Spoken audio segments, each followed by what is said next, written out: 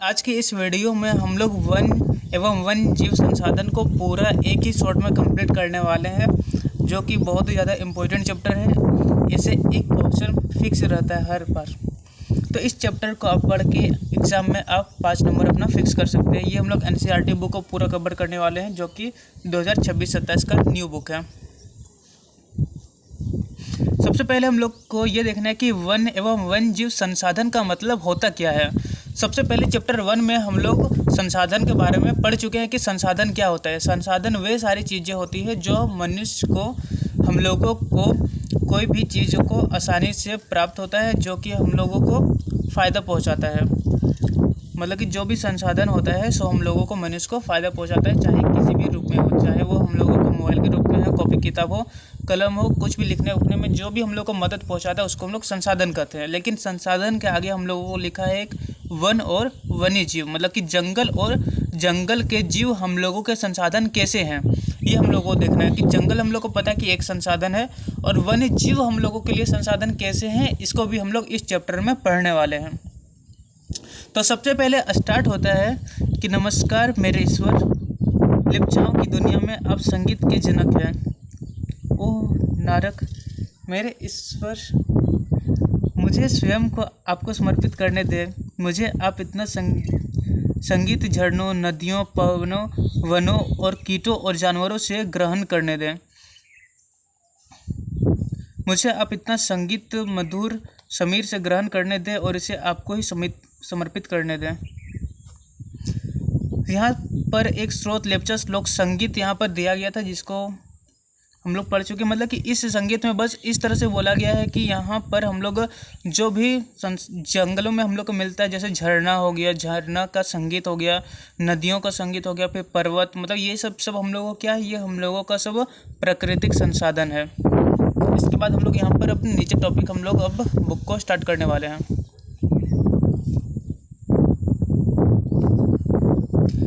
इस ग्रह पर हम सूक्ष्म जीवाणु और बैक्टीरिया, जोंक से लेकर वट वृक्ष, हाथी, ब्लू व्हेल तक करोड़ों एक दूसरे जीवधारियों के साथ रहते हैं। मतलब कि हम लोग को पता है, जो कि हम लोग इस पृथ्वी पर रहते थे, इसमें बहुत सारे जीव जंतु, बहुत सारे पेड़ पौधे, चाहे वो ज़मीन पर रहे, चाहे वो समुद्र के अंदर रहे, कहीं भी रहे, तो बहुत सारे लाखों करोड़ों जीवधारी यहाँ पर हम लोग पृथ्वी पर रहते हैं। यह पूरा आवासीय स्थल, मतलब जहाँ पर हम लोग रहते हैं, जिस पर हम रहते हैं, अत्यधिक जैव विविधताओं से भरा हुआ है। अब ये जैव विविधता क्या होता है? जैव विविधता का मतलब होता है कि एक ही स्थान पर बहुत सारे अलग अलग जीव रहते हैं, उसको हम लोग जैव विविधता कहते हैं। जैसे कि हम लोग चिड़ियाघर देखते हैं, चिड़ियाघर में कितने सारे जैव विविधता रहते हैं, वहाँ पर एक ही जगह पर बहुत सारे जानवर हम लोग को मिल जाते हैं। फिर जैसे कि अगर हम लोग अपने घर तरफ देखते हैं, तो यहाँ पर हम लोग को बकरी, बैल, फिर गाय, भैंस, फिर मनुष्य, फिर बहुत सारे पक्षी मिल जाते हैं। तो ये अभी हम लोगों के लिए जैव विविधता है। तो जैव विविधता हम लोगों के पृथ्वी में बहुत ज़्यादा भरा हुआ है।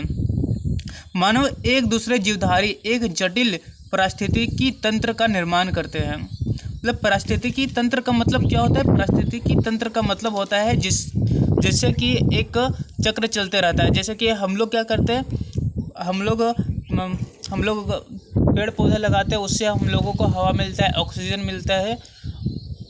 और भी जैसे कि जानवर हो गए, तो जानवर जैसे शेर हो गया, तो शेर क्या करता है, शेर हिरन को खाता है। अगर हिरन को अगर नहीं खाएगा शेर, मतलब कि शेर हिरन को अगर नहीं खाएगा तो हिरन का संख्या बहुत ज़्यादा बढ़ जाएगा। तो जिस कारण क्या होगा, हिरन क्या करेगा, हिरन जितने भी जंगल है, तो जंगल का पेड़ पौधा को खाना स्टार्ट कर देगा, जिससे जंगल भी खत्म हो सकता है। अगर बहुत ज़्यादा जनसंख्या में सिर्फ शाकाहारी लोग ही बच गए, तो वो लोग क्या करेंगे, सिर्फ पेड़ पौधा खाएंगे, तो उससे बहुत ज़्यादा जितने भी हम लोगों के जंगल है सब खत्म होने लगेंगे। तो जिस कारण हम लोगों को शेर भी बहुत ज़्यादा ज़रूरी है, ताकि शेर क्या करे, अपना भोजन के रूप में हिरन को भी खाए, जिससे क्या हो, संतुलन भी बना रहे, मतलब कि पारिस्थितिकी तंत्र बना रहे। जैसे कि हम लोग साइंस के विज्ञान में हम लोग पढ़ते हैं कि जैसे कि जो कीट मकोड़ा है, तो कीट मकोड़ा को मेंढक खाता है, मेंढक को सांप खाता है, सांप को चील खाता है, और चील को फिर इसी तरह से चलते रहता है। तो ये हम लोग पारिस्थितिकी तंत्र हम लोग विज्ञान में भी पढ़ते हैं, उसी तरह हम लोगों का भूगोल में भी बहुत ज़्यादा इम्पोर्टेंट है, जिसका हम मात्र एक हिस्सा है, मतलब जो पारिस्थितिकी तंत्र है उसका मात्र एक हम लोग हिस्सा है, और अपने अस्तित्व के लिए मतलब जिंदा रहने के लिए इसके विभिन्न तत्वों पर निर्भर है। मतलब कि पारिस्थितिकी तंत्र में जितने भी जीव जंतु आते हैं उस पर हम लोग सब कोई निर्भर है। उदाहरणतः जैसे कि एग्जाम्पल के लिए दिया है वायु, जैसे वायु जिसमें हम सांस लेते हैं, जल जिसे हम पीते हैं, और मृदा जो अनाज पैदा करती है, ये सब भी क्या है, ये हम लोगों के लिए जिसके बिना हम जीवित नहीं रह सकते, क्योंकि ये बहुत ही ज़्यादा इंपॉर्टेंट है। जैसे कि हम लोगों के लिए सांस बहुत ज़्यादा लेना इंपॉर्टेंट है, पानी बहुत ज़्यादा इंपॉर्टेंट है, फिर भोजन बहुत ज़्यादा इंपॉर्टेंट है। अगर ये नहीं रहेगा तो हम लोग जिंदा ही नहीं रहेंगे। फिर जैसे पौधे, पशु और सूक्ष्म जीवों इनका पुनः सृजन करते हैं, मतलब कि पेड़ पौधे इनका सृजन, मतलब कि पेड़ पौधे क्या करते हैं, हम लोगों को ऑक्सीजन देते हैं। पशु पे जैसे कि मछली हो गया, जीव जंतु हो गए, तो उनसे हम लोग मांस के द्वारा अपना भोजन भी करते हैं। फिर सूक्ष्म जीव भी बहुत ज़्यादा हम लोगों का मदद करते हैं। वन पारिस्थितिकी तंत्र में महत्वपूर्ण भूमिका निभाते हैं, मतलब जो जंगल रहता है, सो जंगल में बहुत ज़्यादा अलग अलग प्रकार के जीव जंतु पाए जाते हैं, महत्वपूर्ण भूमिका निभाते हैं, क्योंकि ये प्राथमिक उत्पाद है जिन पर दूसरे जीव निर्भर करते हैं। मतलब कि जो जंगल है, जंगल में बहुत सारे जीव जंतु रहते हैं जो कि बहुत सारे जानवरों को पारिस्थितिकी तंत्र बनाए रखने के लिए बहुत ज़्यादा इम्पोर्टेंट है। अगर जंगल नहीं रहेंगे तो वहाँ पर बहुत सारे जीव जंतु वहाँ पर जीवित नहीं रह सकेंगे। जैसे कि बंदर है, तो बंदर कहाँ पर रहता है, जंगल में ही रहता है ना, वो तो दूसरा जगह नहीं रह सकता है। और भी बहुत सारे जीव जंतु हैं जो कि जंगल तरफ, भेड़िया हो गया और भी खतरनाक जंगल मतलब जानवर हो गए, तो वो वन पारिस्थितिकी तंत्र में ही रहते हैं। नीचे दिया हुआ है वन्य जीवन और कृषि फसल उपजातियों में अत्यधिक जैव विविधताएं पाई जाती है। मतलब कि जो जंगल में होता है और जो हम लोग कृषि में बोते हैं, सो अलग अलग प्रकार की हम लोग देखते हैं कि अलग अलग पेड़ पौधे, जंगल में अलग पौधा पाया जाता है और हम लोग रोपते हैं, सो कुछ अलग बोते हैं। यह आकार और कार्य में विभिन्न है, परंतु आत्मनिर्भरताओं में जटिल जाल द्वारा एक तंत्र में गुथी हुई है। मतलब कि हम लोग उसका कार्य अलग अलग तरीके से अलग अलग रूप में हम लोग करते हैं। मतलब कि जंगल का जो पेड़ पौधा रहता है उससे हम लोग लकड़ी जलावन के लिए उपयोग करते हैं, औषधि हम लोग जंगल से ले आते हैं। लेकिन जो हम लोग कृषि करते हैं, तो कृषि से हम लोग भोजन यानी कि अनाज के लिए हम लोग वहाँ पर गेहूँ और चावल को हम लोग उपजाते हैं। नेक्स्ट टॉपिक है हम लोगों का भारत में वनस्पति जात और प्राणी जात। मतलब कि भारत में हम लोगों का जो पेड़ पौधा है सो, और जो प्राणी जात मतलब जो जीव जंतु है सो, इसको हम लोग अभी देखने वाले हैं। यदि आप आसपास नज़र दौड़ाते हैं तो आप पाएंगे कि कुछ ऐसे प्राणी और पौधे हैं जो आपके क्षेत्र में ही पाए जाते हैं। मतलब कि अगर आप अपने आसपास अगर नज़र दौड़ाते हैं, जैसे कि आप अगर घर अगल बगल में नज़र दौड़ाएंगे तो फिर कुछ पेड़ पौधे नज़र आएंगे, जैसे नीम हो गया, पीपल हो गया, बेल हो गया, तो ये सिर्फ आपके ही क्षेत्र में ही नज़र आएंगे। और अगर आप जैसे कि हम लोग अगर राजस्थान तरफ चल जाएंगे तो राजस्थान में क्या हम लोगों को इतने सारे पेड़ पौधे मिलेंगे? नहीं मिलेंगे ना। वहाँ पर तो जैव विविधता बहुत ही कम है, वहाँ पर बहुत ही कम पेड़ पौधे मिलते हैं और बहुत ही कम जीव जंतु वहाँ पर देखे जा सकते हैं, बहुत कम। वास्तव में भारत जैव विविधता के संदर्भ में विश्व के सबसे समृद्ध देशों में एक है। मतलब कि यहाँ बोला जा रहा है कि जो जैव विविधता है सो भारत में दुनिया में सबसे ज़्यादा समृद्ध देश हम लोग का भारत है, जहाँ पर बहुत ज़्यादा जैव विविधता पाया जाता है। जितना भी दुनिया है उनमें से हम लोग का भारत में भी बहुत सारा जैव विविधता पाया जाता है। यहाँ विश्व की सारी जैव उपजातियाँ की 8% संख्या लगभग 16 लाख पाई जाती है। ये थोड़ा सा इंपॉर्टेंट है, ये वाला आप लोग याद रखिएगा कि पूरा दुनिया में, पूरा विश्व में भारत में हम लोगों का जैव विविधता में कितना प्रतिशत? 8%, जो कि कितना है? 16 लाख प्रजातियाँ पाई जाती है। ठीक है, मतलब कि 16 लाख प्रजातियाँ क्या पाई जाती है? जैव विविधता। जैव विविधता का मतलब क्या? मतलब कि यहाँ पर एक ही जगह पर बहुत सारे जीव जंतु पाए जाते हैं। ये अभी खोजे जाने वाली उपजातियों से 2 या 3 गुना है। आप पहले ही भारत में पाए जाने वाले वनों और वन जीव संसाधनों के क्षेत्रफल और किस्मों के बारे में पढ़ चुके हैं। चैप्टर 1 में हम लोग पढ़े थे कि कहाँ पर कौन से क्षेत्र में किस तरह के जीव संसाधन रहते हैं। आपने सोचा होगा कि इन संसाधनों का आपके दैनिक जीवन में क्या महत्व है, मतलब कि जो ये जो संसाधन है सो हम लोगों का जीवन में क्या महत्व रखता है। ये विविध वनस्पति जात, मतलब कि जो अलग अलग प्रकार के जो पेड़ पौधे हैं और जो प्राणी जात, बहुत सारे जो जीव जंतु हम लोगों जो हमारे हर रोज़ के जीवन से इतने गुथे हुए हैं कि हम इसकी कद्र नहीं करते। मतलब कि हम लोगों के जीवन में इतने सारे पेड़ पौधे हैं और इतने सारे जीव जंतु हैं जिसका हम लोग एक बार सोचते भी नहीं है कि उसका कद्र भी नहीं करते कि आखिर वो क्या है, क्यों ज़रूरी भी है या ज़रूरी नहीं है। जैसे कि अगर हम लोग मान के चलते कि जैसे कुत्ता का हम लोग कद्र नहीं करते, बट कभी मतलब पुराने ज़माने में या फिर अभी भी बहुत बार होता है कि बहुत सारे घरों में अगर कोई चोर चोरी करने के लिए रात को जाता है तो उस समय कुत्ता रखवाली करता है और भौंक के वहाँ पर बताता है कि यहाँ पर कोई चोरी कर रहा है। तो वहाँ पर वही बोला जा रहा है कि प्राणी जात का हम लोग अभी कदर नहीं करते हैं। परंतु पर्यावरण के प्रति हमारा असंवेदन के कारण पिछले कुछ समय से इन संसाधनों पर भारी दबाव बढ़ा है। मतलब कि यहाँ पर बोला जा रहा है कि कुछ प्रति हमारी असंवेदना, मतलब कि जो पर्यावरण के प्रति हम लोग असंवेदना, पर्यावरण के बारे में हम लोग नहीं सोच रहे हैं, जिसके कारण संसाधन पर हम लोग का भारी दबाव बढ़ा है। असंवेदना मतलब कि जिसके बारे में हम लोग कुछ सोचते ही नहीं है। जैसे वनस्पति जात मतलब पेड़ पौधा के बारे में हम लोग कुछ सोचते नहीं है, जंगल में रहे या ना रहे, या फिर प्राणी जात कोई जिंदा रहे, जीव जंतु या ना रहे, उसके बारे में हम लोग वो भी कुछ सोचते ही नहीं है। ये क्रियाकलाप आप लोग खुद पढ़ लीजिएगा। हम लोग अभी आगे पढ़ते हैं नेक्स्ट टॉपिक का नाम है हम लोगों का भारत में वन और वन जीव संरक्षण। मतलब कि भारत में कहाँ पर वन है और उसका जो वन में जो जीव रहते हैं, जो भी जंगल में जानवर रहते हैं, उसका हम लोग संरक्षण कैसे कर सकते हैं या क्या करना है। सो इस टॉपिक में हम लोग पढ़ने वाले हैं। वन्य जीव और वनों में तेज गति से हो रहा ह्रास के कारण इनका संरक्षण बहुत आवश्यक हो गया है।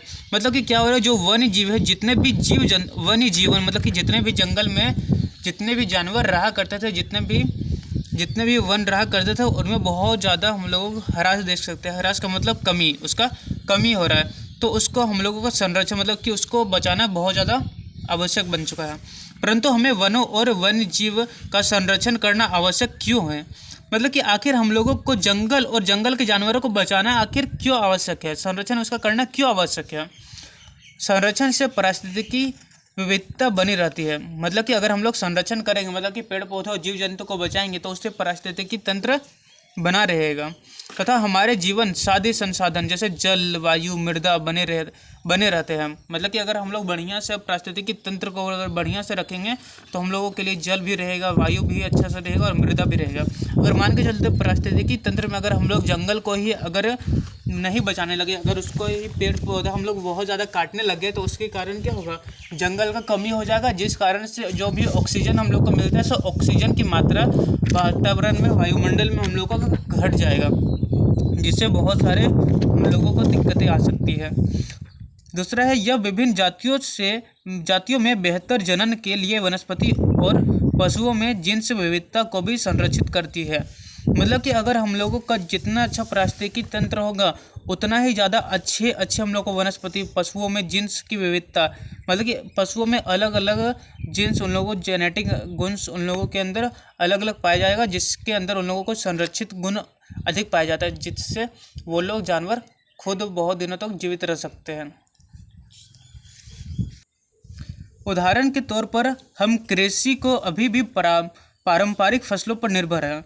मतलब कि जैसे कि हम लोग जैसे कृषि करते हैं, तो कृषि करने के लिए हम लोगों को क्या चाहिए, हम लोगों को कृषि करने के लिए उसके बीज चाहिए। तो बीज हम लोग क्या करते हैं, बीज हम लोग पुराने साल के फसल को यानी धान को या फिर गेहूं जो भी है, तो उसको हम लोग बचा करके रखते हैं और उसी फसल को हम लोग फिर खेतों में बोते हैं और उसके बाद हम लोग उससे अनाज पाते हैं। तो वही यहाँ पर बोला जा रहा है कि कृषि के लिए भी हम लोग पारंपरिक फसलों पर अभी भी निर्भर है। जैसे जलीय जैव विविधता मोटे तौर पर मछली पालन बनाए रखने पर निर्भर है।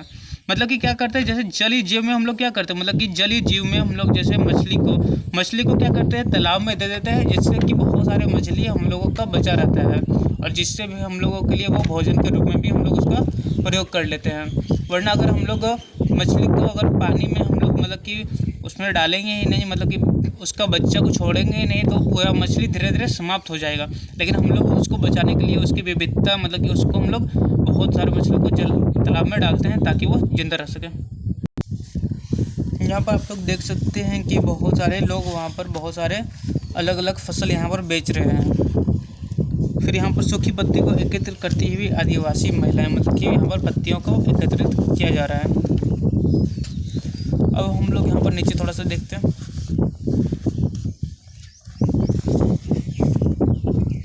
1960 और 70 के दशकों के दौरान पर्यावरण संरक्षकों ने राष्ट्रीय वन्यजीव सुरक्षा कार्यक्रम को पुरजोर मांग की।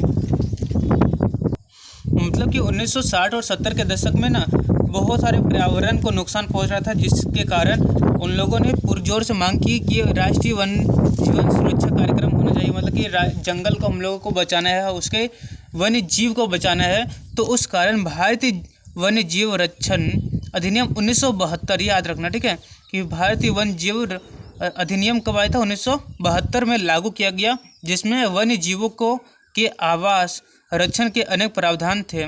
मतलब कि जिसमें इस अधिनियम के द्वारा बताया गया था कि जो वन्य जीव है तो उसके लिए हम लोगों को उसका आवास को कैसे रक्षा करना है, मतलब कि उसके जंगलों को कैसे बचाना है। सारे भारत में रक्षित जातियों की सूची भी प्रकाशित की गई। रक्षित जाति मतलब कि जिस जाति को हम लोग को बचाना है, जो कि विलुप्त होने वाले, जो ख़त्म होने वाले हैं, मतलब कि जो दुर्लभ जाति में है, तो उन लोगों को हम लोग को कैसे बचाना है, सो सारी सूची प्रकाशित की गई। इस कार्यक्रम के तहत बची हुई संकटग्रस्त जाति का मतलब होता है कि जो कि खत्म होने वाला है, अभी कुछ ही प्रजाति बची हुई है। संकटग्रस्त जातियों के बचाव पर, शिकार प्रतिबंधन पर, वन्य जीव आवासों की कानूनी रक्षा तथा जंगली जीवों पर व्यापक व्यापार पर रोक लगाने आदि पर प्रबल जोर दिया गया है। मतलब कि क्या यहाँ पर बोला जा रहा है कि जो भी संकटग्रस्त जाति था, मतलब कि जो कि समाप्त होने वाला था, तो उन जाति को बचाना है, तो उसके लिए उन लोगों के ऊपर शिकार करना प्रतिबंध कर दिया। मतलब कि कोई ऐसे जीव जंतु है जो कि ख़त्म होने वाला है, तो उसके ऊपर अब कोई भी शिकार नहीं कर सकता। अगर कोई भी शिकार करेगा तो उसको डायरेक्ट कानूनी कार्रवाई द्वारा उसको जेल में भी या फिर जुर्माना भी भरना पड़ेगा, ठीक है। और उन जीवों का व्यापार मतलब कि उसकी खरीद बिक्री पर भी रोक लगा दिया गया। मतलब कि अगर कोई भी जीव, अगर कोई संकटग्रस्त जीव है, अगर उसको अगर बेच रहा है, खरीद रहा है, तो उसके ऊपर भी अगर बेच रहा है तो उसके ऊपर भी कानूनी कार्रवाई किया जाएगा। तत्पश्चात केंद्रीय सरकार व कई राज्यों ने राष्ट्रीय उद्यान व वन्य जीव पशु विहार, ठीक है, सेंचुरी स्थापित किए, जिसके बारे में आप पहले ही पढ़ चुके हैं। मतलब कि क्या बोला जा रहा है कि राष्ट्रीय उद्यान मतलब कि ऐसा जगह जहाँ पर बहुत सारे जीव जंतु को हम लोग एक साथ सुरक्षा के लिए रखते हैं, जहाँ पर हम लोगों को बहुत बड़ा जंगल को एक तरीके से, मतलब कि जंगल को हम लोग घेर देते हैं, जहाँ पर बहुत बड़े एरिया में सिर्फ वहाँ पर जीव जंतु रहते हैं। वहाँ पर कोई शिकार नहीं कर सकता है, न वहाँ पर खरीद बिक्री कर सकता है, न वहाँ पर किसी को प्रवेश करने का अधिकार रहता है। वहाँ कोई भी बाहरी इंसान वहाँ पर नहीं जा सकता। केंद्रीय सरकार ने कई परियोजनाओं को भी घोषणा की, जिसके उद्देश्य गंभीर खतरे में पड़ गए कुछ विशेष वन प्राणी को रक्षण प्रदान करना है। मतलब कि जो भी वन प्राणी है जिसके ऊपर खतरा है, मतलब कि खत्म होने वाला है, उसके ऊपर रक्षा प्रदान किया गया केंद्र सरकार के द्वारा। मतलब कि केंद्र सरकार ने बोला कि जो भी खत्म होने वाला है उसको बचाना है। अब इन प्राणियों में बाघ, एक सींग वाला गेंडा, कश्मीरी हिरन अथवा हंगुल, 3 प्रकार के मगरमच्छ, स्वच्छ जल मगरमच्छ, लवणीय जल मगरमच्छ, घड़ियाल, एशियाई शेर, अन्य प्रणाली शामिल है। मतलब कि ये सब क्या है, ये सब खत्म होने वाले गंभीर खतरे में है। ये सब धीरे धीरे अब बहुत कम देखने को मिल रहे हैं, इसलिए हम लोगों को क्या करना है, इसको बचाना है, ठीक है। क्या करना है, इन लोगों को हम लोगों को बचाना है। इसके अतिरिक्त कुछ समय पहले भारतीय हाथी, काला हिरन, चिंकारा, भारतीय गोडावन और हिम तेंदुओं आदि के शिकार और व्यापार पर संपूर्ण अथवा आंशिक प्रतिबंध लगाकर कानूनी रक्षण दिया गया है। मतलब कि यहाँ पर बोला गया है कि जो भारतीय हाथी है और जो ये सब हिरन काला हिरन है, इसके ऊपर पूरा तरीके से व्यापार करने के लिए, मतलब कि बेचने उचने के लिए प्रतिबंध लगा दिया गया। मतलब कि उसको हम लोग ना ही बेच सकते हैं, ना ही मार सकते, कुछ नहीं कर सकते हैं। आप लोगों ने शायद पहले एक बार सुना होगा कि सलमान खान ने काला हिरन मार दिया था, जिसके कारण उसके ऊपर शायद केस भी हुआ था। तो वही यहाँ पर काले हिरन के बारे में ही दिया गया है। काला हिरन को हम लोग कुछ भी नहीं कर सकते, ना ही बेच सकते, ना ही उसके ऊपर हम लोग कुछ उसको मार सकते हैं, ठीक है। अब हम लोग पढ़ने वाले हैं बाघ परियोजना। ये थोड़ा सा ज़्यादा ही इम्पोर्टेंट है, ठीक है, कि बाघ परियोजना में क्या हुआ था। अब हम लोग पढ़ लेते थोड़ा सा बाघ परियोजना में क्या हुआ था। नाम से क्लियर है कि ये हम लोगों का बाघ के लिए ही होगा। तो वन्य जीव संरक्षण में बाघ यानी कि टाइगर एक महत्वपूर्ण जंगली जाति है, ठीक है। 1973 में अधिकारियों ने पाया कि देश में 20वीं शताब्दी के आरंभ में बाघों की संख्या अनुमानित 55,000 से घटकर मात्र 1,827 रह गई। आप लोग देख सकते हैं कितना ज़्यादा घट चुका है। कहाँ पर 20वीं शताब्दी में 55,000 में था और कहाँ मात्र अभी 1,000 भी, मतलब 1,000 के लगभग बचा, 1-2 हज़ार के। 55,000 से मात्र 2,000 के लगभग, 2,000 से भी कम। तो इतना ज़्यादा शेर यानी कि बाघ का इतना ज़्यादा कमी हो गया, जिसका कारण बाघों को मारना और उनको व्यापार के लिए चोरी करना, आवास स्थलों का सिकुड़ना, भोजन के लिए आवश्यक जंगली उपजातियों की संख्या कम होना, जनसंख्या में वृद्धि बाघों की घटती जनसंख्या का मुख्य कारण है। मतलब यहाँ पर बोला जा रहा है कि बहुत सारे लोग इसका व्यापार कर देते थे, इसका जो जंगली उपजातियाँ थे इससे बड़े बड़े थे उनको मार दिया करते थे, शेर को भी बाघ को भी। तो जिसके कारण क्या हो गया कि बाघों की जनसंख्या धीरे धीरे घटती चली गई। तो बाघों की खाल का व्यापार किया जाता था, मतलब कि बाघ की खाल से बहुत सारे सामान वस्तु बनाया जाता था और उनकी हड्डियों का एशियाई देशों में परंपरागत औषधियों में प्रयोग के कारण यह जाति विलुप्त होने का कगार पर पहुंच गई है। मतलब कि बहुत सारे लोग बोलते थे कि ये औषधि के भी काम में आती है इसकी हड्डी, जिस कारण बाघ को मार करके उसका औषधि के रूप में उसका हड्डी लिया जाता था, जिसके कारण जो बाघ है सो धीरे धीरे समाप्त होने लग गया। क्योंकि भारत और नेपाल दुनिया की 2/3 बाघों का आवास उपलब्ध करवाते हैं। मतलब कि जितना भी दुनिया है, मतलब कि भारत और नेपाल में पूरा दुनिया का 2/3, मतलब 3 भाग में हम लोग 2 भाग भारत और नेपाल में ही सबसे ज़्यादा हम लोगों का शेर रहते हैं।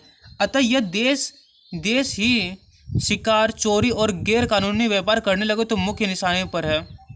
मतलब कि अगर देश में ही अगर सभी लोग शेर का शिकार करने लगे, चोरी करके और गैर कानूनी रूप से इसका व्यापार करने लगे, तो शेर हम लोग का खतरे में पड़ सकता है। जिस कारण प्रोजेक्ट टाइगर, ठीक है, याद रखिएगा आप लोग, नाम क्या नाम है, प्रोजेक्ट टाइगर, विश्व की बेहतरीन वन्य जीव परियोजनाओं में से एक है। मतलब वन्य जीव परियोजना मतलब कि हम लोगों को वन्य जीव मतलब जो जंगल का जानवर है उसको बचाने के लिए एक परियोजना बनाया गया जिसका नाम था प्रोजेक्ट टाइगर। तो इसमें क्या करना है, इसमें हम लोगों को शेर को बचाना, बाघ को बचाना है।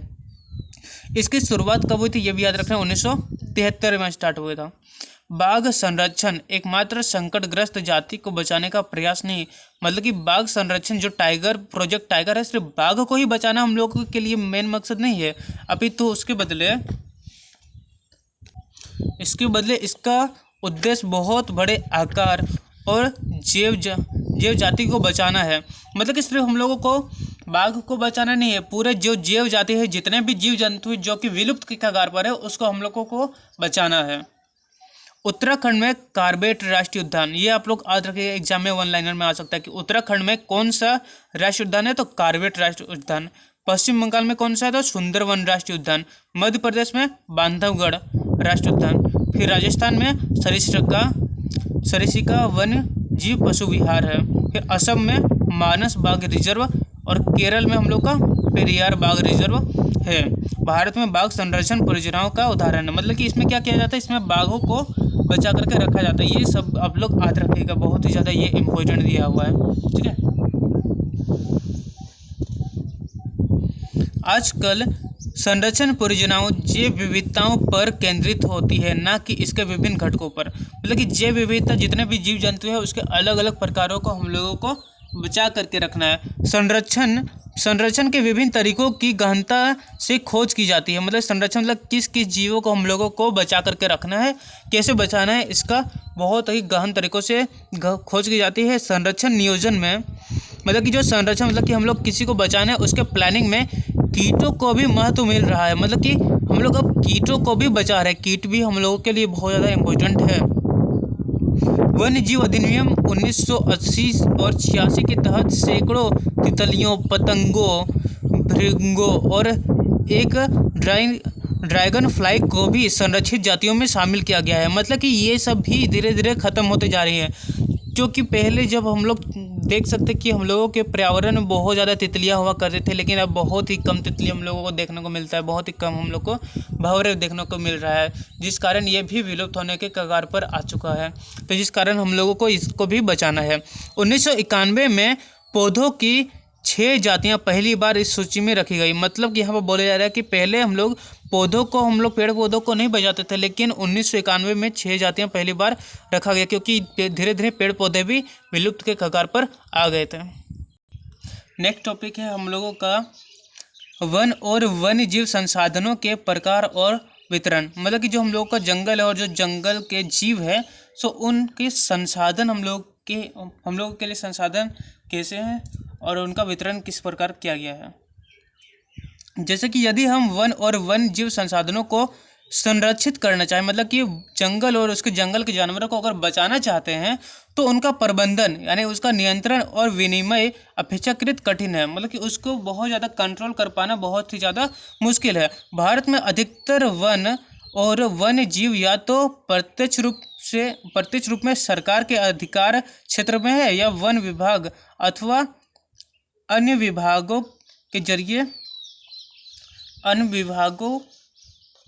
के जरिए सरकार के प्रबंधन में है। मतलब कि यहाँ पर बोला जा रहा है जो भी हम लोग का भारत में जितने भी जंगल है ना, सो सब सरकार के ही प्रबंधन, मतलब कि सरकार के ही अंदर आता है, सरकारी जंगल ही है। मतलब कि उसके अंदर हम लोग वहाँ पर सरकारी जंगल है, नहीं तो उसके अलावा वन विभाग है जहाँ पर हम लोग जा नहीं सकते, वो सिर्फ उसके अंदर वन विभाग वाले ही जा सकते हैं।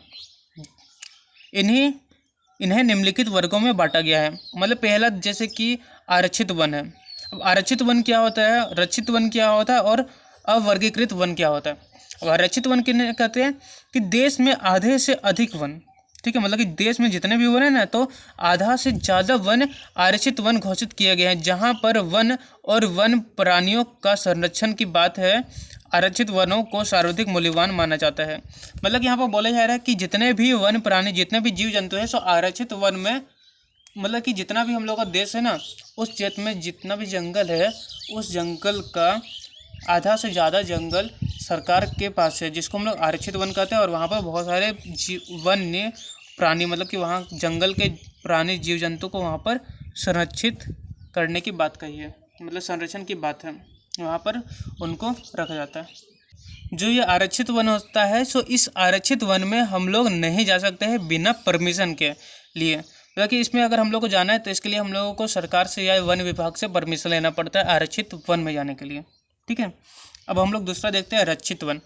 वन विभाग के अनुसार देश के कुल वन क्षेत्र का 1/3 हिस्सा रक्षित वन है। इन वनों को और अधिक नष्ट होने से बचाने के लिए इनकी सुरक्षा की जाती है। मतलब कि रक्षित वन क्या है, इसमें सिर्फ जंगल यानी वनों को हम लोगों को बचाना है, जंगल को बचाना है। लेकिन आरक्षित वन में क्या था, जंगल के साथ साथ वहाँ पर के प्राणियों को भी बचाना है, इसलिए प्राणी को बचाने के लिए यहाँ पर ज़्यादा सुरक्षा होता है।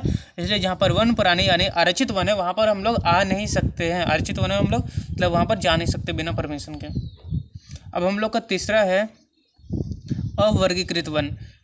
अन्य सभी प्रकार की वन, मतलब कि जैसे कि आरक्षित वन और रक्षित वन को अगर छोड़ दिया जाए, जो भी हम लोगों का वन बच गया, मतलब आरक्षित वन में सरकार का अधिकार रहेगा और रक्षित वन में वन विभाग का रहेगा। और जो भी जंगल बच गया जहाँ पर ना सरकार है और ना ही वन विभाग है, तो अन्य सभी प्रकार के वन और बंजर भूमि जो सरकार, व्यक्तियों और समुदायों के स्वामित्व में होते हैं, वो अवर्गीकृत वन कहलाते हैं। मतलब कि जो हम लोग के पास है, मतलब कि हम लोग अपना घर तरफ जो पेड़ पौधे लगाते हैं, वो हम लोगों के अंदर आते हैं, वो अवर्गीकृत वन कहे जाते हैं।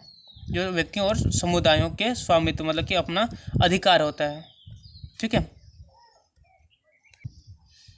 आरक्षित और रक्षित वन ऐसे स्थानीय वन है जिनका रख रखाव इमारती लकड़ी, अन्य वन पदार्थों और उनके बचाव के लिए किया जाता है। मतलब कि यहाँ पर बोल रहे जो आरक्षित वन और जो रक्षित वन है, जिसमें आरक्षित वन में जिसमें बिना परमिशन के हम लोग नहीं जा सकते, और वन रक्षित वन जहाँ पर सिर्फ वन विभाग उसका रक्षा करता है, वहाँ पर क्या होता है, वहाँ पर इमारती लकड़ी, मतलब कि जो घर बनाया जाता है उसके लिए बहुत ही मजबूत लकड़ी, और वहाँ पर वन पदार्थों और उनके बचाव के लिए किया जाता है। मतलब कि उसका बचाव के लिए किया जाता है, मतलब बहुत सारे पेड़ पौधों को बचाया जाता है। मध्य प्रदेश में स्थानीय वनों के अंतर्गत सार्वधिक क्षेत्र है। मतलब कि वहाँ पर बोला जा रहा है स्थानीय, मतलब कि जो लोगों के जो जंगल है ना, सो बहुत ज़्यादा अधिक है, सर्वाधिक क्षेत्र है, जो कि प्रदेश के कुल वन क्षेत्र का 75% है। मतलब 75% सिर्फ जंगल ही वहाँ पर है। इसके अतिरिक्त जम्मू कश्मीर, आंध्र प्रदेश, उत्तराखंड, केरल, तमिलनाडु, पश्चिम बंगाल, महाराष्ट्र में भी कुल वनों का एक बड़ा अनुपात आरक्षित वनों का है। मतलब कि जहाँ पर सरकार कंट्रोल करती है, जहाँ पर कोई भी हम लोग बिना पूछे वहाँ पर नहीं जा सकते और ना ही वहाँ पर के पेड़ों को हम लोग काट सकते हैं। सो बहुत सारे जंगलों को सुरक्षित रखा गया है।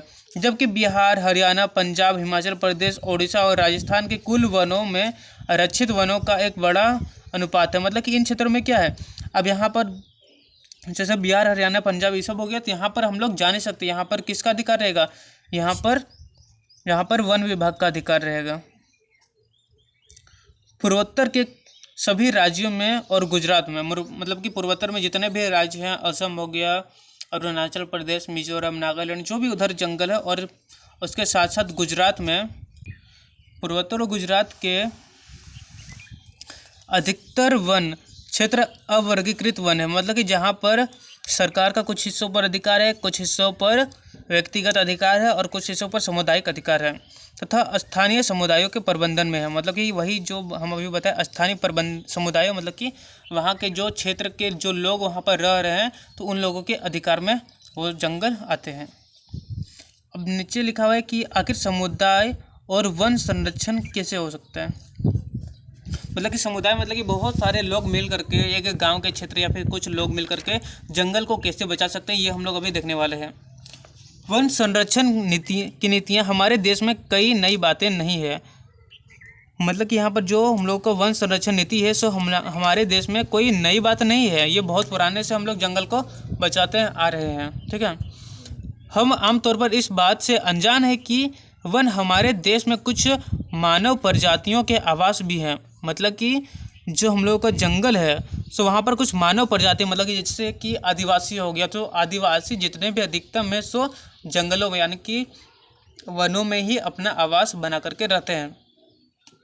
भारत के कुछ क्षेत्रों में तो स्थानीय समुदाय सरकारी अधिकारियों के साथ मिलकर अपने आवास स्थलों के संरक्षण में जुटे हैं। मतलब स्थानीय समुदाय सरकारी अधिकारियों के साथ मिलकर के अपना आवास को बचाने के लिए, मतलब कि अपना घर को बचाने के लिए जुटे हैं, क्योंकि इसी से ही दीर्घकाल में उनकी आवश्यकताओं की पूर्ति हो सकती है। क्योंकि यहाँ पर जो दीर्घकाल मतलब कि आगे फ्यूचर में, जैसे कि अगर स्थानीय समुदाय मतलब कि जो जंगल में रहते हैं, तो वो अगर उन लोगों का जंगल अगर काट दिया जाएगा तो वो लोग फिर कहाँ पर रहेंगे। फिर वो लोग अपना जो जीविका होता है, अपना जो भी पेड़ पौधों से प्राप्त करते हैं, वो लोग अपना भोजन, औषधि, तो वो लोग वहाँ पर कैसे प्राप्त करेंगे। तो वो उनके फ्यूचर के लिए प्रॉब्लम हो सकता है। सरिस्का बाघ रिजर्व जो कि राजस्थान में हम लोग पढ़े थे, तो राजस्थान में गांवों के लोग वन्य जीव रक्षण अधिनियम के तहत वहां से खनन कार्य बंद करवाने के लिए संघर्षरत है। मतलब कि यहाँ पर बोला जा रहा है कि जो राजस्थान है, सो राजस्थान के गांव के लोगों ने ही मिलकर के, मतलब कि सरकार तो दूर की बात, सरकार तो करती ही है, उसके साथ साथ गांव के लोगों ने भी मिल करके क्या किया, वहाँ पर कि जंगल को बचाने के लिए जो खनन, जो माइंस किया जाता था, तो उसको बंद करवा दिया। मतलब कि वहाँ के गांव के लोग हैं सो बहुत ज़्यादा शिक्षित है या फिर अपने जंगलों के लिए बहुत ही ज़्यादा संवेदनशील रखते हैं, जिसके लिए उसके जीव मतलब कि वन जीव को बचाने के लिए उन लोगों ने खनन कार्य को बंद करा दिया। कई क्षेत्रों में तो लोग स्वयं वन जीव आवासों की रक्षा कर रहे हैं। मतलब कि बहुत सारे क्षेत्रों में क्या, जो जीव आवास है उसका स्वयं उन लोग अपना रक्षा कर रहे हैं, मतलब उसका रक्षा कर रहे हैं लोग, और सरकार की ओर से हस्तक्षेप भी स्वीकार नहीं कर रहे हैं। मतलब कि बोल रहे हैं कि नहीं, सरकार का इसमें हम लोग को कोई हस्तक्षेप मतलब मदद नहीं चाहिए, हम लोग खुद ही इतना सक्षम है कि हम लोग जीव का संरक्षण कर सकते हैं, मतलब कि जानवरों को बचा सकते हैं। राजस्थान के अलवर जिले में 5 गांवों के लोगों ने तो 1200 हेक्टेयर वन भूमि भरोदेव डाकव सेंचुरी घोषित कर दी है। मतलब कि यहाँ पर बोला जा रहा है कि जो हम लोग का राजस्थान के जो अरवल जिला है, सो वहाँ पर 5 गांव के लोगों ने मिल करके इतना सारा भूमि 1200 हेक्टेयर भूमि को सेंचुरी घोषित कर दिया, जहाँ पर कोई भी वहाँ पर जीव जंतु को वहाँ पर कोई भी नुकसान नहीं पहुँचा सकता है, ना ही वहाँ के जंगलों को काट सकता है। तो यहाँ पर वही लिखा गया है कि वहाँ पर बहुत सारे राजस्थान के लोगों ने मात्र खुद से ही उस जंगल को बचा लिया। मतलब कि राजस्थान के लोगों ने वहाँ पर अपना ही सेंचुरी घोषित कर दिया और अब जिसके अपने ही नियम कानून है, मतलब कि वहाँ पर अलग ही नियम कानून है। वहाँ पर शिकार वर्जित, मतलब वहाँ पर के जानवरों को कोई मार नहीं सकता है और बाहरी लोगों की घुसपैठ यहाँ के वन्य जीव को बचाते हैं। मतलब कि बाहर के लोग यहाँ पर नहीं आ सकते, जंगल में नहीं आ सकते, जिसके कारण वहाँ के जीव जंतु सुरक्षित हैं। अब नेक्स्ट टॉपिक हम लोगों का है पवित्र पेड़ों के झुरमुट यानी विविध और दुर्लभ जातियों की संपत्ति। मतलब पवित्र पेड़ जो हैं उनके बारे में हम लोग पढ़ने वाले हैं। जैसे प्रकृति की पूजा सदियों पुराना जनजाति विश्वास है। मतलब कि बहुत ही पुराने से हम लोग बहुत ही प्राचीन समय से प्रकृति यानी पेड़ पौधों की पूजा हम लोग करते हुए आ रहे हैं, जिसका आधार प्रकृति के हर रूप की रक्षा करना है। मतलब कि हम लोग को क्या आधार है कि हम लोग प्रकृति का रक्षा करने के लिए हम लोग प्रकृति की पूजा करते हैं।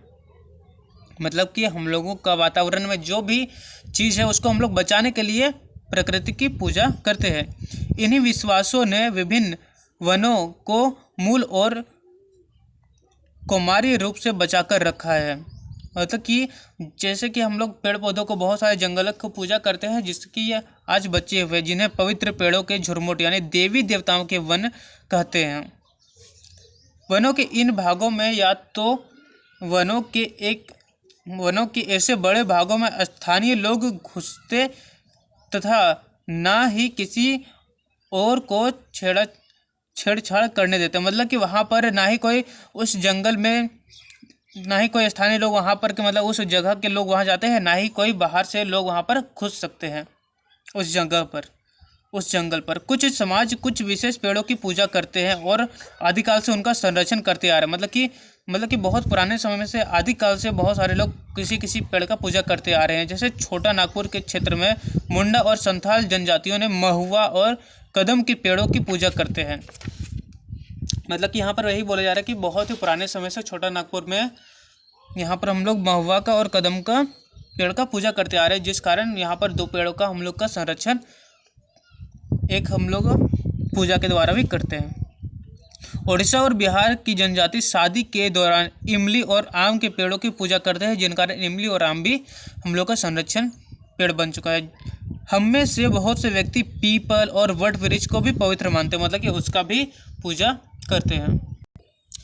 भारतीय समाज में अनेकों संस्कृतियां हैं और प्रत्येक संस्कृति में प्राकृतिक और इनकी कृतियों को संरक्षित करने के लिए पारंपरिक तरीका है।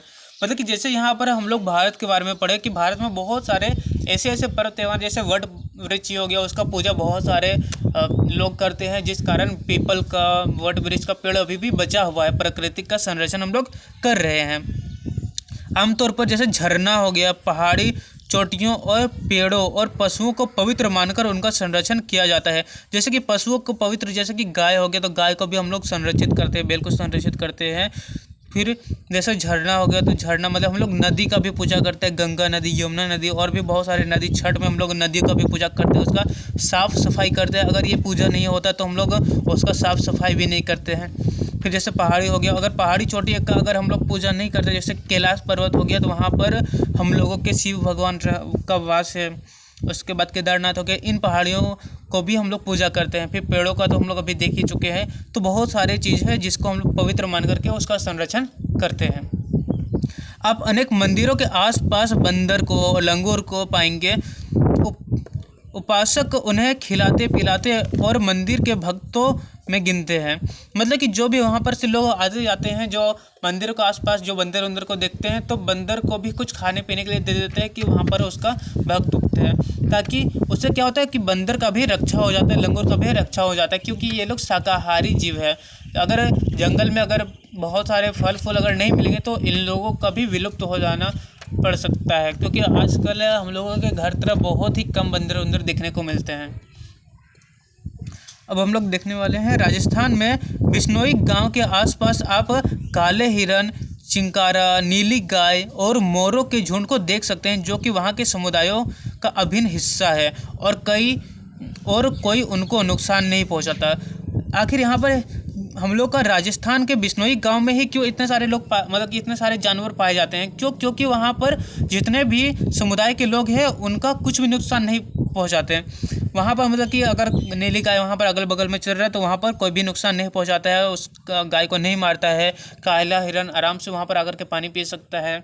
तो इस टाइप से वहाँ पर हम लोग देख सकते हैं कि बहुत सारे जीव जंतु वहाँ पर आकर के रह सकते हैं आराम से राजस्थान में। जैसे हिमालय में प्रसिद्ध चिपको आंदोलन, ये बहुत ही ज़्यादा इम्पोर्टेंट है, ठीक है। इससे क्वेश्चन आ सकता है आपके एग्जाम के लिए, बहुत ही ज़्यादा इम्पोर्टेंट है। तो हिमालय में प्रसिद्ध क्या हुआ था? चिपको आंदोलन। चिपको आंदोलन का मतलब आप लोग को क्या समझ में आ रहा है कि चिपकना मतलब कि यहाँ पर क्या हो रहा था कि वहाँ पर जो पेड़ है, सो पेड़ को बचाने के लिए लोग पेड़ों से चिपक जाते थे, इसलिए उसका नाम चिपको आंदोलन रखा गया, ठीक है।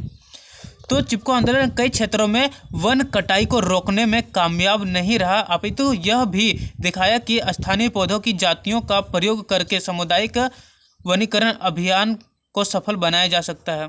मतलब कि यह कामयाब तो नहीं हो पाया था, लेकिन चिपको आंदोलन के द्वारा यह दिखा दिया गया था कि वनीकरण अभियान को सफल बनाया जा सकता है। मतलब कि अगर सभी लोग मिल जाएं तो जंगल को बचाया जा सकता है। अब ये चिपको आंदोलन कहाँ हुआ था? तो हिमालय में हुआ था, ठीक है, ये आप लोग याद रखिएगा। पारंपरिक संरक्षण तरीकों को पुनर्जीवित, मतलब कि जिस तरह हम लोग पारंपरिक तरीके से बचाते आ रहे हैं, उसी तरह पुनर्जीवित अथवा पारिस्थितिकी कृषि को नए तरीके का विकास अब व्यापक हो गया है। मतलब कि अब हम लोगों को कृषि को बहुत ज़्यादा अच्छे तरीके से करना है, उसका विकास करना है। टिहरी के किसानों का बीज बचाओ आंदोलन, ये भी आप लोग याद रखेंगे। टिहरी के किसानों का क्या था? बीज बचाओ आंदोलन। और ने दिखा दिया है कि रासायनिक उर्वरकों, मतलब कि जैसे कि आज हम लोग क्या यूज करते हैं, आज हम लोग जैसे कि काला और सादा खाद, जैसे कि यूरिया सब हम लोग यूज करते हैं, जो कि हम लोगों का रासायनिक उर्वरक है। लेकिन पहले जो हम लोग का पुराना रीति रिवाज था, जिसमें हम लोग प्राचीन भारत में रहा करते थे, उस समय हम लोगों के पास ये सब उर्वरक नहीं था, तो उस समय हम लोग गोबर का उपयोग करते थे उर्वरक के रूप में, जो कि मिट्टी को नुकसान नहीं पहुंचाता और हम लोगों के फसल को बहुत ही ज़्यादा अच्छा बनाता है। रासायनिक उर्वरकों के प्रयोग के बिना भी विविध फसल उत्पादन द्वारा आर्थिक रूप से व्यवहारिक कृषि उत्पादन संभव है। मतलब कि बीज बचाओ आंदोलन के द्वारा क्या दिखाया गया कि अगर हम लोग बीज को अच्छी तरीके से रखते हैं, अच्छा बीज को हम लोग संभाल के रखते हैं, तो अगर हम लोग उस खेत में गोबर का उपयोग करेंगे उर्वरक के रूप में, तो हम लोग अच्छे से वहाँ पर फसल उत्पादन कर सकते हैं। वहाँ पर हम लोगों को रासायनिक उर्वरक का उस समय ज़रूरत नहीं पड़ेगा। रासायनिक उर्वरक के द्वारा हम लोग एक बार तो खेती कर लेते हैं, लेकिन जब दोबारा करते तो उसमें मिट्टी की उर्वरकता शक्ति कम हो जाती है, जिसके कारण मिट्टी में फिर फसल बढ़िया से नहीं उग पाते हैं और उसका कारण हम लोग का मिट्टी खराब हो जाता है। भारत में संयुक्त वन प्रबंधन कार्यक्रम क्षरित वनों के प्रबंधन और पुनर्निर्माण में स्थानीय समुदायों की भूमिका के महत्व को उजागर करते हैं।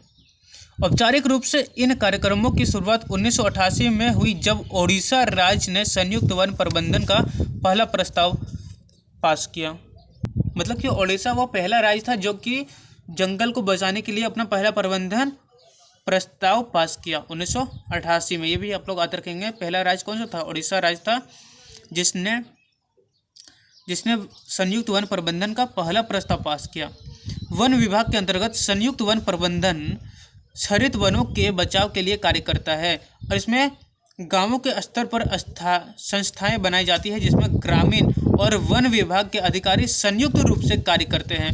मतलब कि संयुक्त वन प्रबंधन का मतलब क्या होता है? संयुक्त वन प्रबंधन का मतलब होता है कि स्थानीय संस्थाएं बनाई जाती है, मतलब कि लोकल कमेटी बनाई जाती है, जहां पर गांव के लोग प्लस में वन विभाग दोनों मिल करके जंगल को बचाव करते हैं। मतलब कि गांव के लोग वहां पर लोकल में रहते ही हैं, प्लस में अगर कुछ भी प्रॉब्लम होता है, अगर बाहरी से लोग अगर वहां पर जंगल को नुकसान पहुंचाने के लिए आए हैं, तो वहां पर वन विभाग को बता दिया जाता है, जिससे कि वन विभाग वहां पर से लोगों को भगा देते हैं, जिससे जंगल को बचाया जा सकता है, यानी कि संरक्षण किया जा सकता है। मतलब कि संयुक्त वन प्रबंधन का मतलब ग्रामीण के लोग और वन विभाग दोनों मिल करके जंगल का रक्षा करते हैं। इसके बदले ये समुदाय मध्य स्तरीय लाभ जैसे गैर इमारती वन उत्पादों में हकदारी होते हैं तथा सफल संरक्षण से प्राप्त इमारती लकड़ियां लाभ में भी भागीदार होते हैं। मतलब कि जब अब हम लोगों का पेड़ बहुत ही ज़्यादा बड़ा हो जाता है, जब हम लोग उसका संरक्षण करते हैं, तो इमारती लकड़ी हम लोगों को दिया जाता है, मतलब कि वहाँ के लोगों को दिया जाता है। इमारती लकड़ी लाभ में भी भागीदार होते हैं। भारत में पर्यावरण के विनाश और पुनर्निर्माण की क्रिया क्रियाशीलता से सीख मिलती है कि स्थानीय समुदायों को हर जगह प्राकृतिक संसाधन प्रबंधन में शामिल करना चाहिए। मतलब कि इससे हम लोगों को ये पता चलता है कि अगर हम लोग को भारत का पर्यावरण को अगर बचाना है विनाश से, तो जो स्थानीय समुदाय है उसमें हम लोग को स्थानीय समुदाय को साथ साथ हम लोग को मिला करके रखना पड़ेगा और प्राकृतिक संसाधन प्रबंधन को भी शामिल करना पड़ेगा। मतलब कि प्रकृति को बचाने के लिए हम लोगों को जो स्थानीय लोग हैं उसके साथ साथ हम लोगों को वन विभाग को भी मदद लेना चाहिए। परंतु स्थानीय समुदायों को फैसले लेने की प्रक्रिया में मुख्य भूमिका में आने में अभी देर है, अतः वे ही विकास क्रियाएं मान्य होनी चाहिए जो जनमानस पर केंद्रित हो। मतलब वही विकास क्रिया अच्छा है, मतलब कि जिसमें जनमानस मतलब कि लोगों के लिए भलाई हो, वही क्रिया होना चाहिए। जैसे पर्यावरण हितैषी हो, मतलब कि पर्यावरण के हित में हो, पर्यावरण को हम लोग को नुकसान नहीं पहुंचाना है और आर्थिक रूप से प्रतिफलित हो, मतलब कि पैसे से भी ठीक ठाक हो। तो ये चैप्टर हम लोग का कंप्लीट होता है आज के इस लेक्चर में। अगर आप लोग यहाँ तक बने हुए हैं तो चैनल को सब्सक्राइब और वीडियो को लाइक ज़रूर करें।